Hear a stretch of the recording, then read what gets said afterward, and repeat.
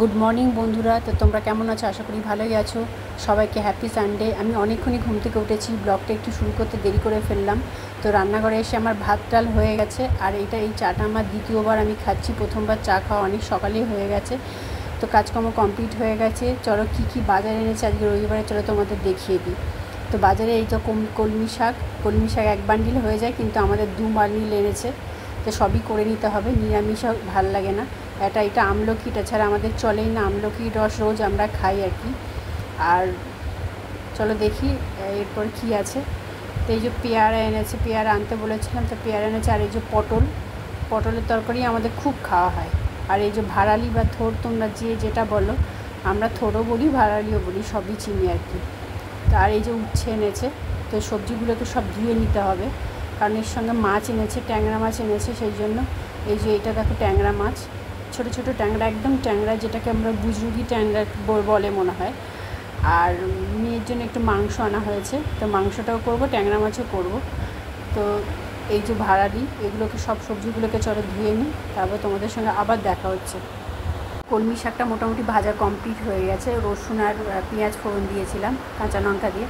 আর ট্যাংরা মাছ আর মাংসটা ধুয়ে রেখেছি। আমাদের এখনও ব্রেকফাস্ট কমপ্লিট হয়নি, মেয়েকে পড়াতে এসছে, ওর একটু দেরি করে পড়াটা কমপ্লিট হবে বলে সেই জন্য ব্রেকফাস্টটা এখনও করিনি। লুচির আটা মেখে রাখা হয়েছে, আর ঘুগনিটা রেডি করা আছে। আর দেখো আকাশটা কীরকমভাবে মেঘলা হয়ে রয়েছে, বৃষ্টি অল্প অল্প হচ্ছে, আর প্যাচে একটা গরম। রবিবারটা পুরো ম্যাচাকার। এই যে মাছটা দেখো আমার হয়ে গেছে, ডাটা আর আলু দিয়ে মাছটা করেছি। তো চলো এবার লুচিটা ভেজে নেওয়া যাক।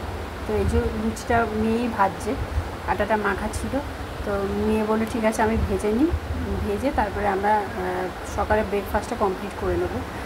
কারণ কি একা মানে ও তো পড়ছে, সেই কারণে করা হয়নি। তো পড়ে টোড়ে উঠলে প্রায় 11টা বেজে গেল। তো এখনই খেয়ে নিই। তো চলো ব্রেকফাস্টটা কমপ্লিট করি লুচি আর ঘুগনি দিয়ে। আর আবহাওয়াটা ছিল আজকে একটু খিচুড়ি খাওয়ারই, কিন্তু খিচুড়িটা আর খেলাম না। খিচুড়ি খেলে ভালোই হতো। তো 2-3 দিন এখনও বৃষ্টি আছে, একদিন খাওয়াই যাবে। তো এই যে আমাদের ব্রেকফাস্ট রেডি হয়ে গেছে, চলো ব্রেকফাস্ট কমপ্লিট করে এই যে মাংসটা ম্যারিনেট করা ছিল, মাংসটাকে ভালো করে কষিয়ে নিচ্ছি।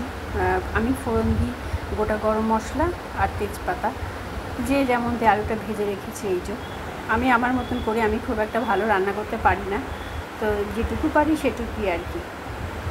তো এই মাংসটাকে ভালো করে কষিয়ে নিয়ে রান্নাবান্না মোটামুটি কমপ্লিট হয়ে গেছে। মাংসটা করলেই আমার হয়ে যাবে, আগে এগিয়ে রেখেছিলাম। এই যে আমি স্নান করে চলে এসেছি, আর স্নান করতে আজকে অনেকটা দেরি হয়ে গেছে, এখন প্রায় 3টে বাজে। আশা করি আমার সব বন্ধুদের লাঞ্চ কমপ্লিট হয়ে গেছে, শুধু আমরা বাদে। আর রবিবারটা কুড়েমিতে ধরে যায়।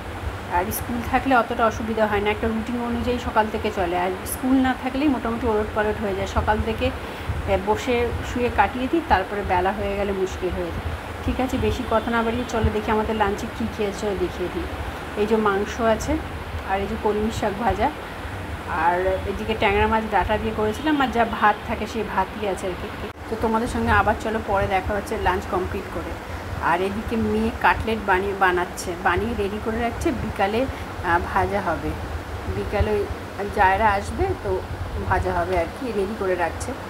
আর এতক্ষণে আমি বিছানায় একটু বসলাম, আর ওই যে কাটলেট করছিল, করে ওর সামনে বসেছিলাম। আমি অবশ্য করিনি, কিন্তু পাশে তো থাকতে হয়, কারণ একা একা করলেও এটা ওটা যায়, তো তখন মানে এটা ওটা লাগে, তখন হাতের সামনে এগিয়ে দিই। আর ছাদে তো আজকে তো রোদ বলতে কিছুই নেই, ছাদে জামা কাপড় যা মেরেছিলাম জলটা ঝরে গেছে, কিন্তু কিছু শোকায়নি।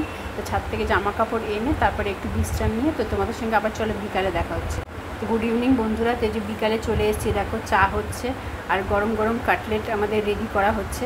তো তোমাদের যদি আমাদের ভিডিওটা ভালো লেগে থাকে প্লিজ লাইক শেয়ার সাবস্ক্রাইব করে দিও, বেল আইকনটা টিপে দিও। টাটা, আবার পরে ব্লগের জন্য তোমরা অপেক্ষা করো, আবার একটা নতুন ব্লগে